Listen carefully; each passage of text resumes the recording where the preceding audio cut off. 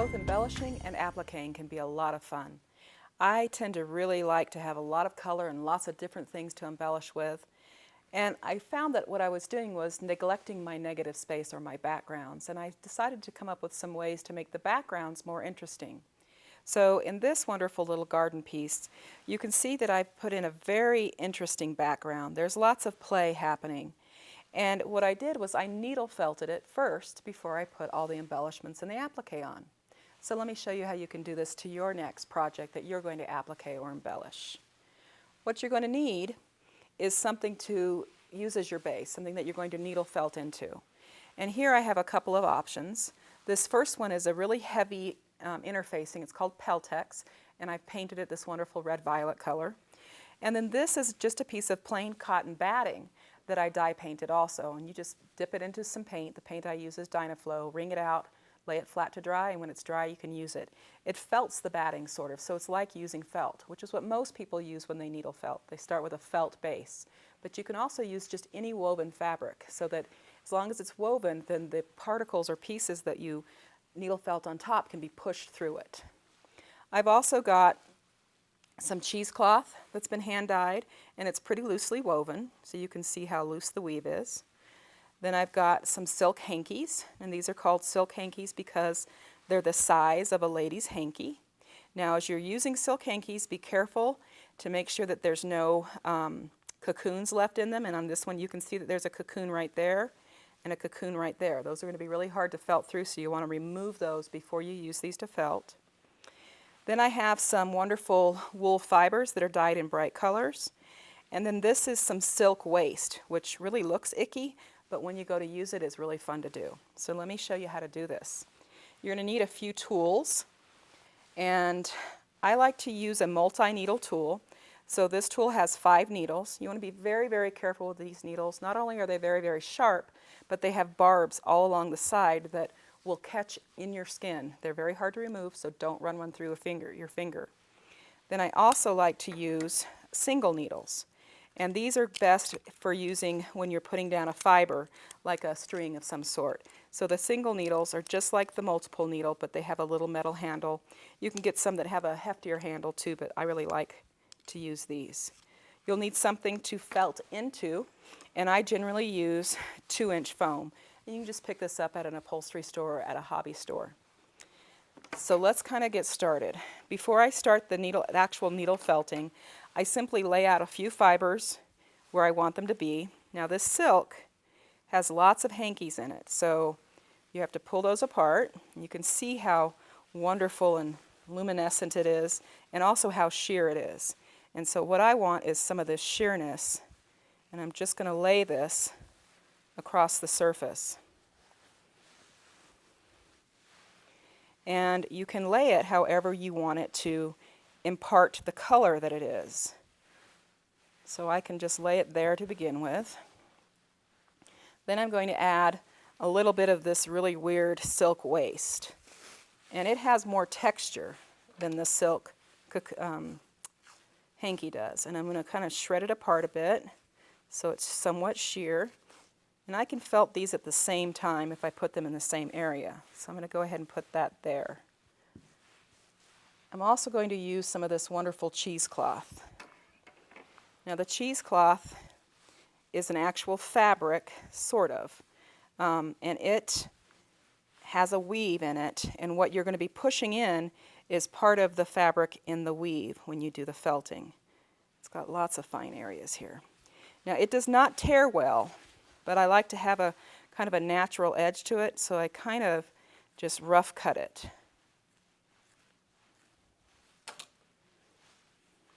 And then I'm going to cut that at an angle so it's not so rectangular. And what I don't want is for it to be neat.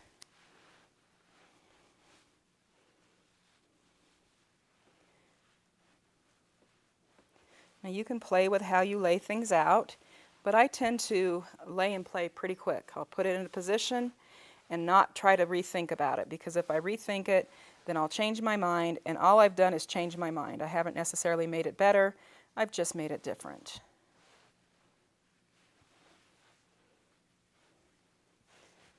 So I kind of like the way that's looking. And it will all pretty much stick to the surface while I pick it up. It's not going to fall off.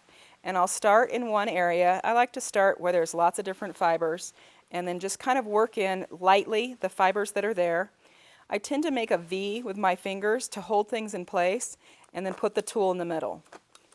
So you're simply going to push, and you want to be working going straight down. If you go at an angle, you're going to break your needles, and they're not cheap, so you don't want to have to be replacing needles all the time.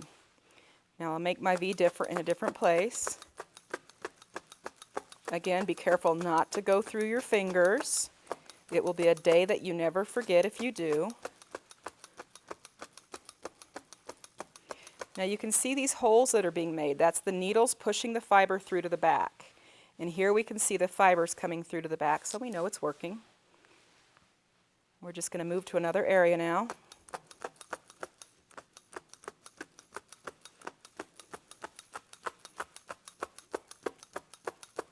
Now all these little holes that are being made will steam out. So if I steam this from the back when I'm done, I can steam out most of the holes.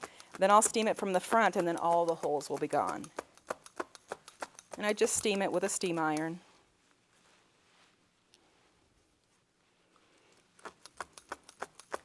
I was really amazed the very first time I ever put cheesecloth down and tried to needle felt cheesecloth because I wasn't sure if it was going to work, but it works wonderfully.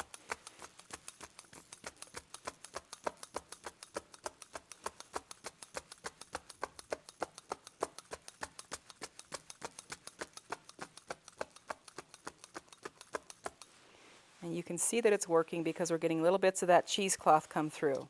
It takes a little bit more work than the other fibers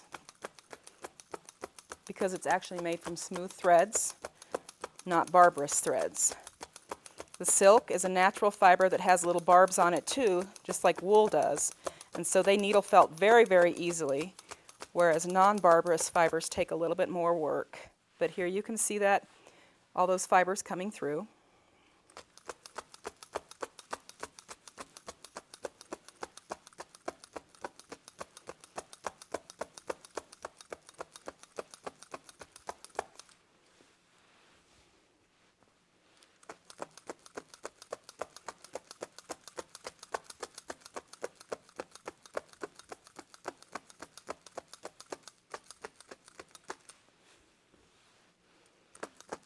It's easy to tell where you've worked and where you haven't, because where you haven't worked, you can't see any holes.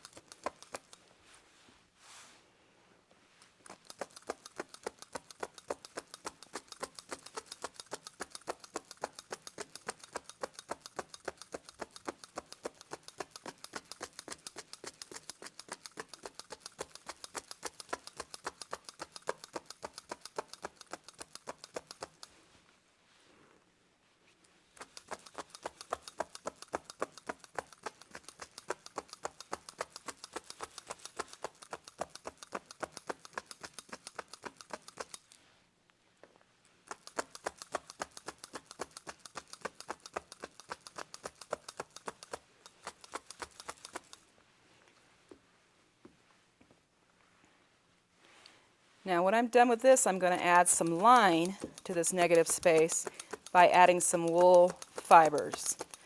Something that you would have left over from knitting or crocheting. Those would all work. Now I would needle felt this a lot more before I used it, but I think you kind of get the idea. So things are held in place now. They're not going to come off. And back here you can see all the fibers being pushed through. Now when I'm done with all the needle felting, and I'll needle felt this a little bit more like I said, then I simply put a piece of iron-on adhesive on the back. You can put an iron-on stabilizer on the back, and what that does is simply holds all of those fibers in that have been pushed through, thus making it very, very permanent. I put the iron-on adhesive on the back so that I can then stick it to whatever I'm going to stick it to, killing two birds with one stone. So let's see how we put down the fiber lines. So I'll take a thread or a fiber, and again, using a natural fiber is best. Using a man-made one, an animal-based one is even better. So this is wool.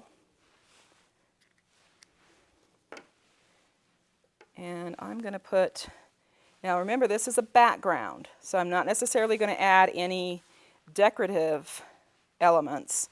I'm simply going to put something in the negative space. And this is adding some really bold color running through here. So I'm going to be using the single needle this time, and this stuff is really hairy. It just catches on everything. And I use the single needle because this way I'm not wasting any of my momentum here with those 5 needles that aren't really going through the fiber at all. So this time I can really concentrate on being right there on the fiber. Now I hold the needle like this so that only about 3/4 of an inch to an inch of the needle is actually going into the foam. Otherwise, if I held it up here, I'd be hitting the table all the time, and you don't want to do that. Not good for the table, but really not good for the needle. So you want to kind of control how far it goes down. Plus, this way I can move faster, I have more pokes, and they're not taking as long. So you're just going to work directly on that fiber. And again, you want to be going up and down, not at an angle. And it's easy to control exactly where that fiber is going to go as you do it.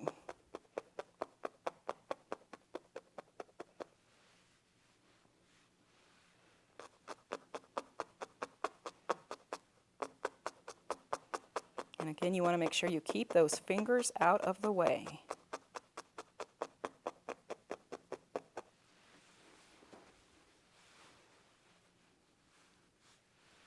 And I'm just kind of following a line that was made by one of the previously put on fibers.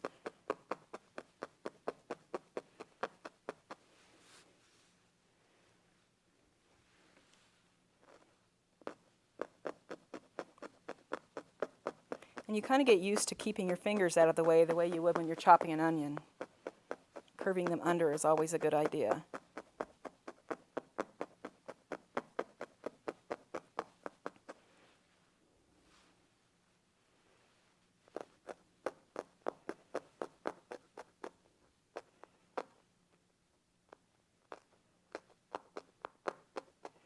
So once I poke it into place, I can go back in and really get it in there.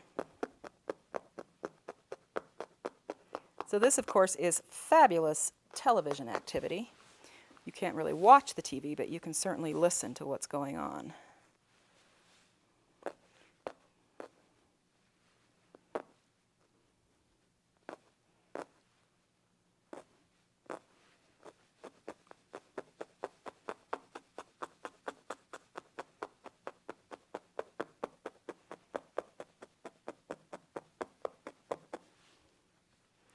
And sometimes I will leave my fiber as a tail in case I want to use it for something else when I'm designing the applique.